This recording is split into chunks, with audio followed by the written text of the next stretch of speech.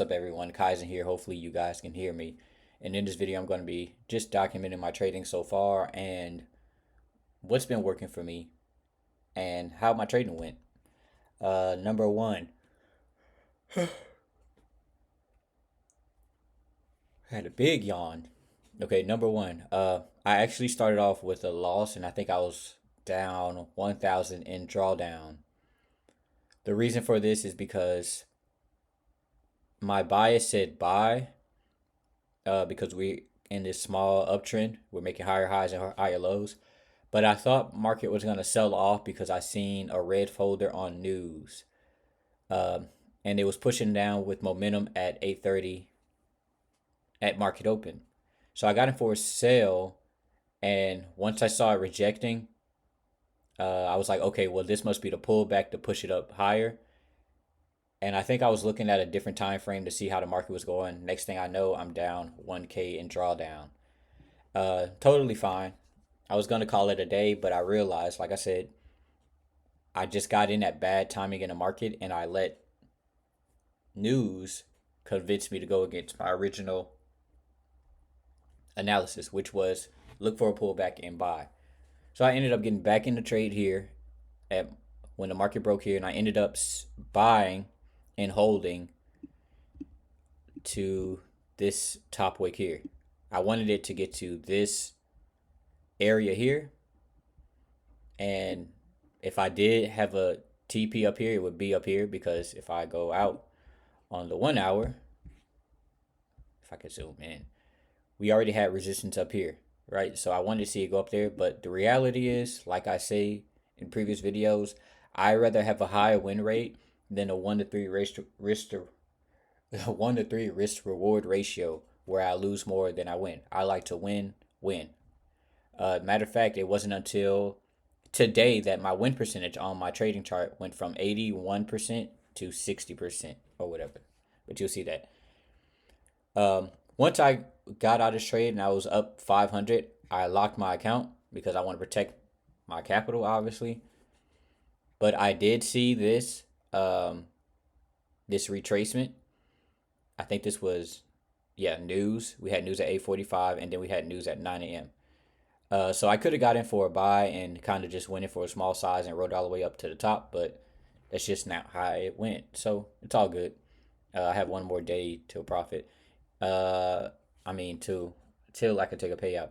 This was at an 81% win rate before today. Profit factor 2,700 to 1,100 or whatever. I was 50% on the day. Okay, so here are my stats so far. Um, I'm actually going to show you guys my trades. So 2 for 2 on Friday when I opened this account. How many trades is that? 5 for 6 on this day. 2 for 3 on this day. So I had it having a high win rate. This one could have costed me. Like I said, I got in for a short. I got in for a long, but I didn't time the candle correctly, so it went against me. So I got out early, and these 4 trades, I finished just riding it up to the top or whatever. Pretty simple, straight to the point. As far as my trading strategy go, because I know that's what people come for. They don't actually want to sit down and learn how to trade. They just want to know a strategy and hope the strategy changes them. I literally just trade key levels of interest, direction, and I enter in on the 5 minute or the 1 minute. That is it. That is literally it. There's nothing special about what I do. What I will say is that I've been getting better at candle timing. And candle timing is essentially if we're in an uptrend, right? So let's just say, let's go to 4 hour. We're kind of ranging a little bit. So let me find something like gold. Gold's always trendy. I should have actually traded gold today and I missed out on it. Damn it. Let me go to 5 minutes, see if I missed. No, actually, I did good avoiding that. But anyways, so we're in an uptrend, right? And this is what I mean by candle timing. We had this huge retracement, right? And we had a bullish candle close, bullish candle close, bullish candle close, bullish candle close, bullish candle close. So we're going up. But when it comes to candle timing, ideally, I don't even think I could draw on here. I could use the shapes thing. Okay. I don't want to use a rectangle. Why did I do that? Oh, that's fine. Ideally, right? If we're expecting the market to go up, we should be expecting a wick down first. Where is that? Did I not click on it? Whatever. Was it vertical line? That is not what I wanted. Okay. Where's the drawing tools? See, this is how you know I don't be using this stuff as much as other people. Anyways, try to look one more time. Cannot find it. And I don't know what this is. Anyways, just imagine we use the arrow. Damn it, nothing's working. Can I use the arrow? Yeah, we could use the arrow thing, the path tool. I just wish I had my path tool on the fucking chart favorited already. Okay. So, let's say, for example, all right, let's get that out the way. So let's get rid of that. Sorry, I'm taking long, guys. Anyways, bruh, stop it. Okay, so let's say this is a bullish candle, right? And we have a bullish direction, meaning we're going up. So let's say this is the first bullish candle, like this one. And we're like, okay, we're looking for an entry, right? Where would we look for an entry at? So let's say this is second bullish candle, right? What we should be expecting with candle timing, if I can move this down, it doesn't matter. It's just bothering me. But what we should be expecting with candle timing, if we're expecting another bullish candle since we're in an uptrend, we should be expecting a wick down first before we push up, right? So if I was to draw this candle here, this bullish candle here, right? Actually, I could put a square around it, right? That would be the bullish candle, right? Essentially, all that's happening is we open down here, we have a wick down, and then we have a wick back up. That is literally all that's happening.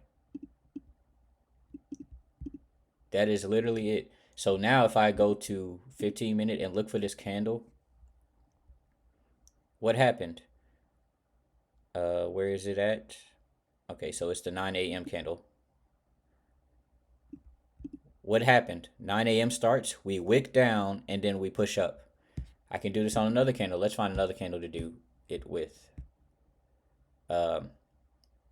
This is all bullish candles have a wick. Sometimes you'll have an open where it just shoots up. That just lets you know that we're very strong bullish wise. So let me look for a good candle, a better candle. I could use one on MNQ since it's easier. Okay, today, like literally today. So let's mark up this 1 hour candle. I think this is 9 a.m. What time is it now? 10. Right? This 9 a.m. candle. Right?